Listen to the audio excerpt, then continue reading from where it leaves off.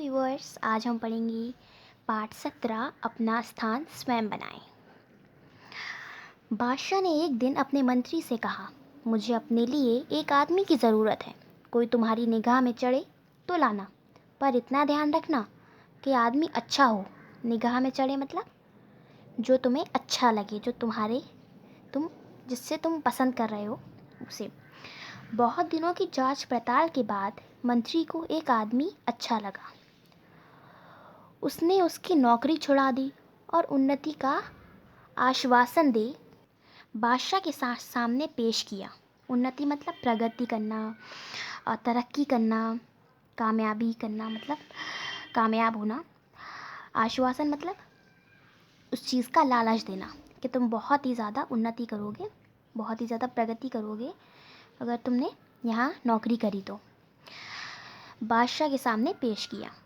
बहुत देर तक तो बादशाह को अपनी बात ही याद ना आई। बाद में बोले, हाँ, उस समय शायद कोई बात मन में थी, पर अब तो कोई बात नहीं है। मतलब उस टाइम ज़रूरत थी लेकिन तो याद आई थी दिमाग में, लेकिन अब याद नहीं आ रही है। मंत्री ने कहा, हुजूर, मैंने इसे हज़ारों में से छांटा है और बढ़िया नौकरी से छुड़ाकर इसे लाया हूँ। बादशाह ने ज़रा सोचकर कहा, हमारे पास तो इस समय कोई काम नहीं है, पर तुम बहुत कह रहे हो तो हम अपने निजी कार्यालय में चपरासी रख सकते हैं। वेतन 15 रुपये मिलेगा। मंत्री को बुरा लगा, मतलब जो लेके आया था उसे बुरा लगा, पर उस युवक ने कहा, मेरे लिए सबसे बड़ा वेतन यह है कि मुझे अपने बादशाह की सेवा करने का मौका मिलेगा। और वह तैयार हो गया। मंत्री जब उसे कार्यालय में छोड़ने गया तो वहाँ धूल ही धूल थी, क्योंकि बादशाह वहाँ न कभी जाते थे और न काम करते थे। मंत्री दुखी हुआ, पर युवक खुश था। उसने अच्छा स्थान दिलाने के लिए मंत्री के प्रति कृतज्ञता भी प्रकट की। मतलब कृतज्ञता मतलब एहसान जाहिर करना, मतलब बहुत अच्छा हुआ, बहुत अच्छी नौकरी दिलाई आपने, कुछ इस तरह का उसने उसके साथ बिहेव किया कि आपने बहुत अच्छा काम किया मुझे ये नौकरी दिलाकर। उसने लगातार कई दिनों तक उस कार्यालय को साफ किया और शाही कार्यालय का रूप दिया उस युवक ने। उस दफ्तर में एक छोटी सी कोठरी थी। युवक ने उसकी जांच पड़ताल की तो पता चला कि पिछले सालों में बादशाह के पास जो निजी पत्र आए थे उसके लिफाफों का ढेर उस कोठरी में था। उसमें से बहुत से लिफाफों पर सोने की पच्चीकारी थी और रत्न जड़े थे। यह वह लिफाफे थे जो विवाह आदि के शुभ अवसरों पर दूसरे बादशाहों और अमीर उमरावाहों के यहाँ से आए थे। युवक ने कारीगर लगाकर सब कीमती सामान लिफाफों से उतरवा लिया और बाजार में बेच दिया। इससे कई हजार रुपए मिले, मतलब बहुत से हज़ारों से पैसे मिले उन लिफाफों से। उनमें से कुछ रुपए से तो उसने कार्यालय के लिए सामान खरीदा और बाकी सरकारी खजाने में जमा करा दिए। जहाँ वह सामान बिका उसकी भी रसीद उसने ली और जहाँ से अन्य सामान खरीदा गया उसकी भी। राजा का निजी कार्यालय सचमुच शाही कार्यालय हो गया।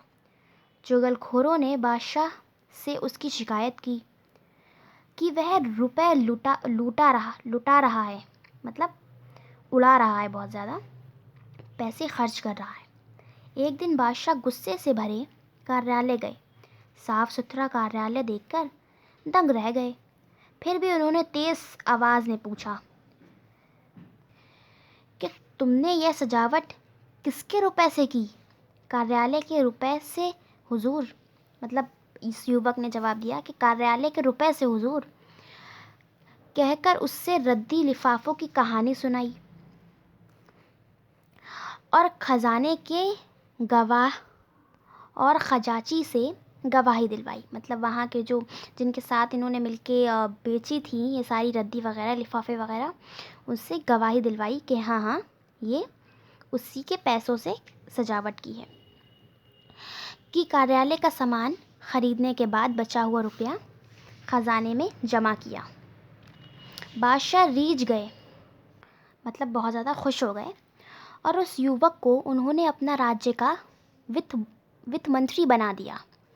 दूसरे मंत्री इससे परेशान हुए क्योंकि ना वह बेईमानी करता था ना करने देता था।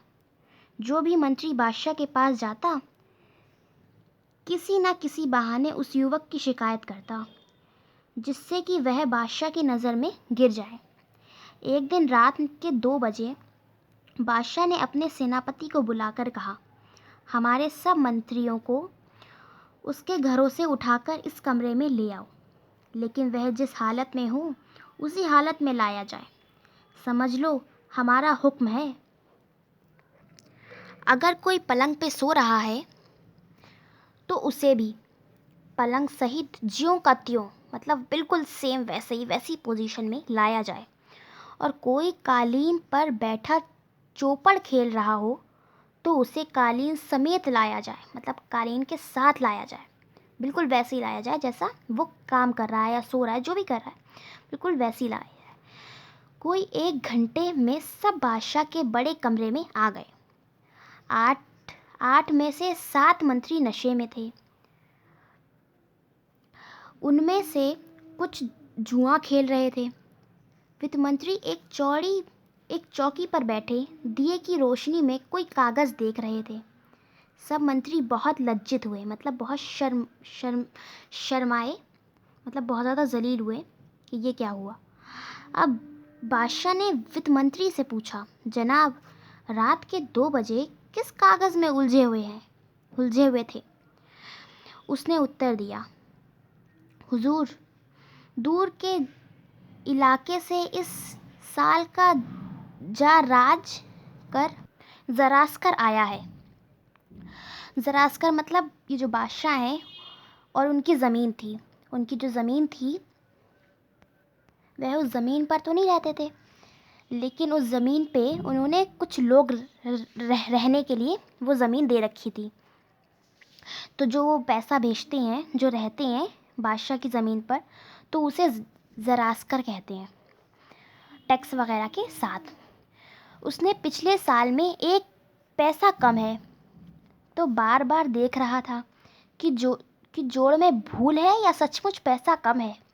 बादशाह ने अपनी जेब से 1 पैसा फेंक कर कहा, लो, अब हिसाब ठीक कर दो और जाओ आराम करो। वित्त मंत्री ने निर्मता से कहा, निर्मता मतलब विनम्र होके कि अरे के साथ पैसे वापस करते हुए कहा, हुजूर, पैसे तो मैं भी डाल सकता था, पर यदि पैसा कम है और उसके लिए पूछताछ ना हुई तो इससे अफसरों में ढील और बेईमानी पैदा होगी। बादशाह बहुत खुश हुए कि उन्हें बहुत ईमानदार वित्त मंत्री मिले और उन्होंने इस युवक को अपना प्रधानमंत्री बना दिया। तो देखा बच्चों कि ईमानदारी कितनी ज़्यादा अच्छी होती है।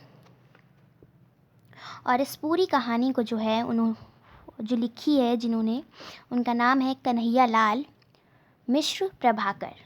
और इस कहानी से हमें यह सीख मिलती है कि लगन और ईमानदारी से ही मनुष्य प्रगति करता है। तो कैसी लगी आज की ये कहानी? सब्सक्राइब करिएगा मेरे चैनल को ऐसी नई और अच्छी कहानियाँ पढ़ने के लिए। तो चलिए आज के लिए इतना ही। अगली बार हम पढ़ेंगे दूसरी कहानी। Bye bye.